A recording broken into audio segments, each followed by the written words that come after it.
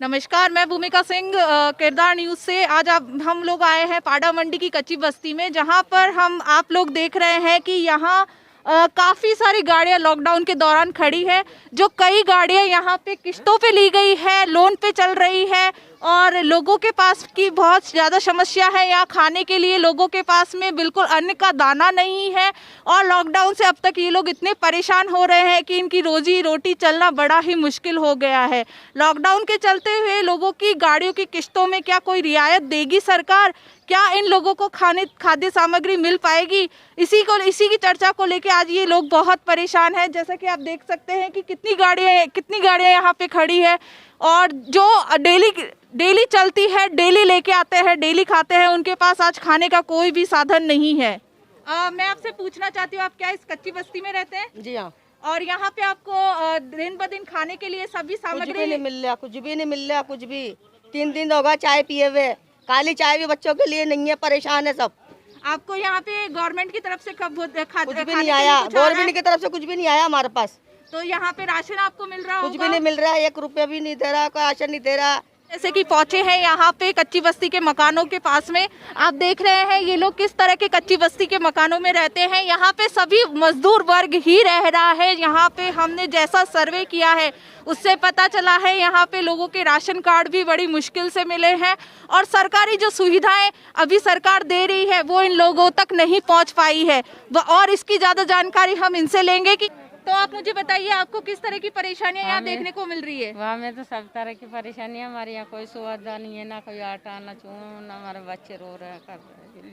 तो कुछ खाने के लिए भी कुछ नहीं है आपके पास में? कुछ नहीं है हमारे पास, कुछ आता ही नहीं है यहाँ पे। गवर्नमेंट की तरफ से कुछ खाने के लिए भोजन जो पैकेट बांट रहे हैं वो कुछ आ रहा है? वो भी कुछ नहीं आ रहा इधर। क्या आपका इतना सा छोटा सा बच्चा है, क्या सरकार की तरफ से इसको दूध की व्यवस्था की गई है? नहीं, बिल्कुल कुछ भी नहीं आ रहा ना इस बस्ती में। तो एक दफा भी कुछ भी हमारे इस बस्ती में कभी कुछ राशन वाशन कुछ भी नहीं बटा। सब रोड पे, हाईवे रोड पे बढ़ जाता है, अंदर तो कुछ भी नहीं आता हमारी बस्ती में। इसलिए सभी परेशान है यहाँ। किसी के पास ना राशन आ रहा, ना दूध आ रहा। सब बच्चे बड़े सभी ऐसे हो रहे हैं परेशान। बताओ आप, क्या आपको सरकार की तरफ से इस बच्चे के लिए दूध की व्यवस्था की गई है किसी तरह की? नहीं, आपको किसी तरह की व्यवस्था इस बच्चे के लिए नहीं की गई है। तो आप इस बच्चे के लिए मतलब दूध वगैरह कैसे, कहाँ से लेके आते हैं? दूर से लाना पड़ता है, दूर से लेके आना पड़ता है आपको। तो सरकार की तरफ से आपको कोई भी बच्चे के लिए दूध की व्यवस्था नहीं की गई है। मुझे आपसे ये जानना है कि क्या आपके राशन कार्ड बने हुए हैं? राशन कार्ड बने हुए मैडम। तो सरकार की तरफ से आपको अनाज भी मुहैया कराया गया होगा? मिला है अनाज, मगर हमारी ये क्या है, विकलांग है और हमारी कोई सुविधा नहीं है और हमारा घर भी अपना नहीं, किराए का घर है। यहाँ पर क्या है, गरीब तबका ज़्यादा रहता है और जो रोज़ कमाने खाने वाले थे उन्होंने अपना जो भी फर्स्ट लॉकडाउन था उसके अंदर अपनी ज़रूरतों को फेस किया। खुद ने जो भी उनके पास राशन पानी था या उधार सुधार लेकर के लोगों से अपना जो भी राशन पानी का था वो सब उन्होंने अपने आप कर लिया। अब आगे ये 40 दिन का जो लॉकडाउन है इसके अंदर जो मकान मालिक भी है वो क्या अपना मकान चाटेगा? क्योंकि उसको भी रोज़ कमाना खाना पड़ता था। अब मकान मालिक का क्या है, उसके पास भी राशन नहीं पहुंच पा रहा है। वो ऐसे ज़रूरतमंद है, मिडिल क्लास फैमिली है, वो बाहर नहीं आ सकती। तो इसलिए सरकार से तो मेरा यही अनुरोध है कि वो वोटर लिस्ट के हिसाब से, वोटर लिस्ट की जैसे पर्ची घर घर जाती है ऐसे घर घर जा कर के आप ज़रूरतमंदों को मालूम करें और वोटर लिस्ट के हिसाब से उनको राशन मुहैया कराएं। दूसरी बात, यहाँ पर शक्ल देख करके राशन बांटने का सामने आया है मामला। 1 विहार कॉलोनी, कच्ची बस्ती, रहीमन कॉलोनी, यहाँ पर सरकार की कोई मदद नहीं पहुँच पा रही है।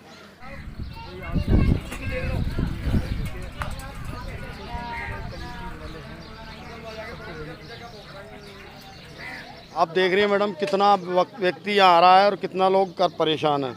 ये तमाम लोग इतने परेशान हैं और इतने दुखी हैं कि 4 बजे से ये लोग आकर यहाँ बैठ जाते हैं और यहाँ आने के बाद में ये लाइन लगाते हैं बच्चे और परेशान होते हैं। कितना आदमी है कितना नहीं है। हमारे बेलो साहब पिछले 18 दिन से लगातार मेहनत कर रहे हैं इस पर, लेकिन ऊपर के जो अधिकारियों के प्रेशर है इन पर। हमारे पास 17 पॉइंट होने के बावजूद 2 टिफिन यहाँ रुकते हैं और आप देख लीजिए 300-400 आदमी हैं।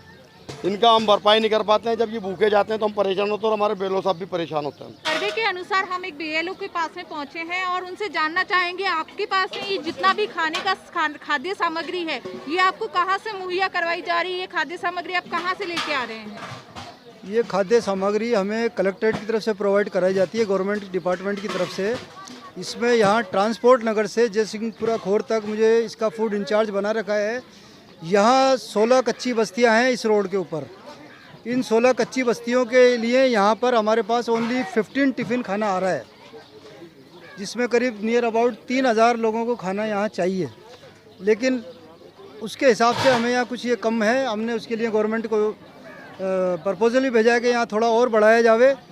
लेकिन अब ये खाना अक्षय पात्र से आता है, उसकी भी कुछ लिमिट है। तो गवर्नमेंट जो है वो हमें ये जवाब देती है कि भाई हमारे यहाँ कुछ लिमिट है, उस हिसाब से हम भेज रहे हैं। अब चूँकि सवाल ये आता है कि जितनी हमारे यहाँ ज़रूरत है क्या उतना आ रहा है या नहीं आ रहा है। तो इसके लिए ये है कि 15 टिफ़िन हमारे यहाँ एक्चुअल में पूरे नहीं हो पा रहे हैं। 6 टिफ़िन मंडी खटीकान में हम दे देते हैं, 9 टिफ़िन हमारे यहाँ रहते हैं। एक आध के लिए कभी और जैसे कहीं वो बोल देते तो उनको देना पड़ता है। लेकिन हमें 8 टिफ़िन की और आवश्यकता है, वो हमने गवर्नमेंट को आगे रिकमेंड कर दिया है, वो शायद जल्दी कर देंगे इसके लिए। आपका नाम और पद क्या है? हाँ, मेरा नाम मोहम्मद हनीफ़ है।